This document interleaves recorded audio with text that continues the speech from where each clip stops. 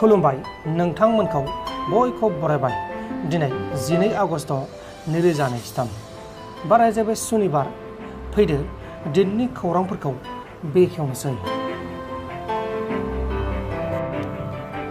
दिल्लीनि फातेहपुर बिरियाव 3 बोसोर बैसोनि सासे आइजोखौ गावनि असे फिसाया बिनि आखल आखुखौ गाज्रि देखायबाय थानायखौ सहायनो हायैयाव गावनि बिसिखौनो बुथारदों आरो बुथारनानै बिसिनि गोथै सहखौ हाग्रा बारियाव बा अरनबारियाव गारना दोनदोंमोन आरो बे जाथायाव फिसायनि गुबुन सानै लोगोफ्राबो हेफाजाब खालामदोंमोन। उनाव गासैबो जाथायखौ दिल्ली पुलिसा खौरां मोननानै जाथायाव लोब्बा थानाय 3 दायनिगिरिफोरखौ एरेस्ट खालामदों। बुथारजानाय बिसिनि मुङा जाबाय सुइटि। अदेबानि सुइटिया गाज्रि आखु देखायनानै फिसाया अजद दैखांदों आरो हमजानायफोरनि मुङा जाबाय धर्मवीर, बे जाबाय फिसाय, अरुण आरो सत्यवान, बिसोर सानैया बिनि लोगोमोन। दा बिसोरखौ एरेस्ट खालामनानै जोबथेसालिसिम दैथायहरनाय जाबाय। आसामनि तिनसुकिया जिल्लायाव आयेननि बेरेखा जौ दोनखुमाग्रा गंसे गेदेर टेंकिखौ साफा खालामबाय थानाय समावनो 4 सुबुङा गाज्रि गेस मोनामनानै हां लानो हायै जानायनि जाहोनाव अबथिरायै जिउ गोमादों। थैनायफोरनि गेजेराव जौ फानग्रा बिगोमा आरो बिनि सासे फिसालाबो दंमोन। थैनायफोरनि मुङा जाबाय राम प्रसाद राय, 60 बोसोर बैसोनि, बिनि फिसाज्ला पाटगिरि राय, 40 बोसोर बैसोनि, जगदीश कुवाला, 40 बोसोर बैसोनि आरो पुकला किसान, 38 बोसोर बैसोनि। बिसोर सानैया लेबारनि खामानि मावदोंमोन। आसाम सोरखारनि भिजिलेन्स आरो एन्टि करप्शन बिफाना मरिगाव आसाम पुलिसनि 3 मावथिफोरखौ सासे सुबुंनि केसनि खामानिनि थाखाय 1 लाख रांखौ दाबि खालामनायनि जाहोनाव एरेस्ट खालामजादों। हमजानायफोरनि मुङा जाबाय एसआइ मुकुन्द्र उपाध्याय, कनस्टेबल मिजानुल हक आरो हिरक ज्योति डेका।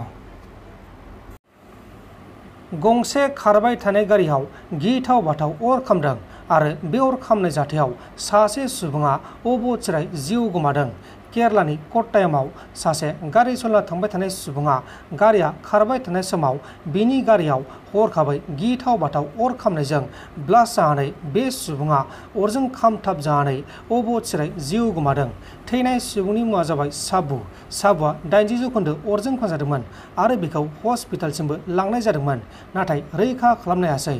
नाथाय बेनि गारियाव हरखाबै माबोरै अर खामखो बेखौ दासिमाव रोखा खालामथ'नाय जायाखै। दा बे जाथायनि सायाव नायबिजिरनाया सोलिगासिनो दङ। मोनसे मुगैथाव आरो खास्रि बिस्रि जाथाय। सासे बर' हिन्जावसा गथ'खौ हानजायारि जिनाहारि खालामदों। क'क्राझार डिस्ट्रिक्टनि सिङाव थानाय साला खाथिनि उजान काउनिया बासा गामिनि 4 दुथां सुबुंफोरा सासे बर' हिन्जावसा गथ'खौ हानजायारि जिनाहारि खालामदों होननानै खौरां बिजोंनि गेजेराव फोसावनाय जादों। 13 बोसोर बैसोनि बर' हिन्जावसा गथ'खौ जिनाहारि खालामग्रा दुथांफोरनि मुङा जाबाय आशराफुल आली, बलटिफ हक, दिलदार आली शेख आरो खायरुल आली। जोंनो न्याय नांगौ आरो दिनै 24 घन्टानि गेजेरावनो बिसोरखौ हमनानै जेलाव हरनांगौ थैजासिम, नङाबा बिसोरखौ फासि होनांगौ। फासि होनांगौ।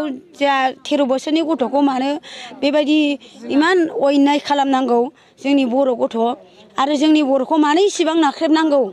बे गथ' मानसि बे 13 बोसोरनि गथ'आ दुगैनोबो थांनो हागौ बा गेलेनो हागौ, अब्ला मानो एसेबां गथ'खौ मानो बेबायदि एथ' अयनाय रेप खालामनांगौ। बे गथ'आथ' जेबो मोनथिया, 13 बोसोरनिल' बे गथ'आ। अब्ला जों आंनि साननायाव बिदि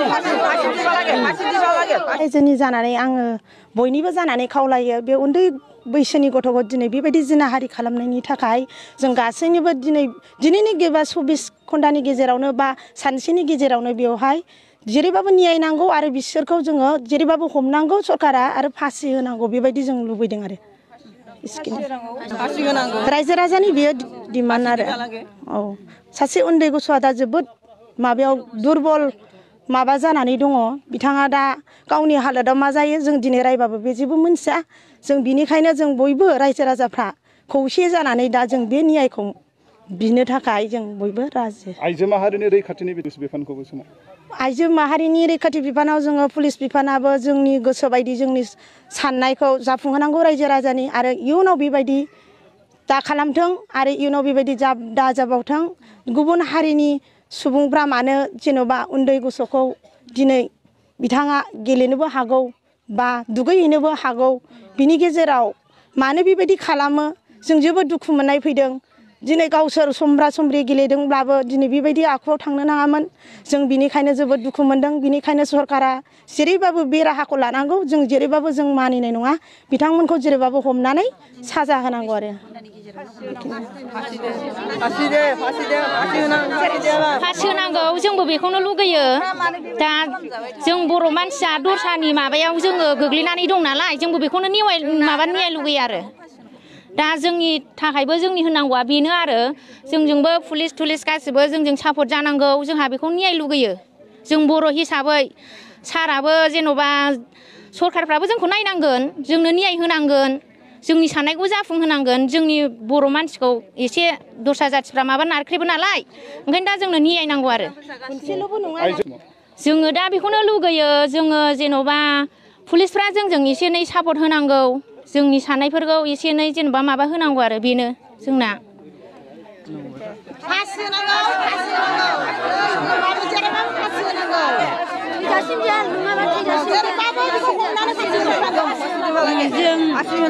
फासि होनांगौ जा 13 बोसोरनि गथ'खौ मानो बेबायदि इमान अयनाय खालामनांगौ जोंनि बर' गथ' आरो जोंनि बर'खौ मानो इसेबां नाख्रेबनांगौ बे गथ' मानसि बे 13 बोसोरनि गथ'आ दुगैनोबो थांनो हागौ बा गेलेनो हागौ अब्ला मानो एसेबां गथ'खौ मानो बेबायदि एथ' अयनाय रेप खालामनांगौ बे गथ'आथ' जेबो मोनथिया 13 बोसोरनिल' बे गथ'आ अब्ला जोंनो न्याय नांगौ आरो दिनै 24 घन्टानि गेजेरावनो बिसोरखौ हमनानै जेलाव हरनांगौ थैजासिम नङाबा बिसोरखौ फासि होनांगौ आंनि साननायाव बिदि नोंथांमोन दिननि खौरांफोरा बेखिनिल'मोन बेखिनिसिम नायनायनि थाखाय नोंथांमोननिसिम रोजा रोजा साबायखर गोजोन्थों एसेनोसै जय बर' हारिनि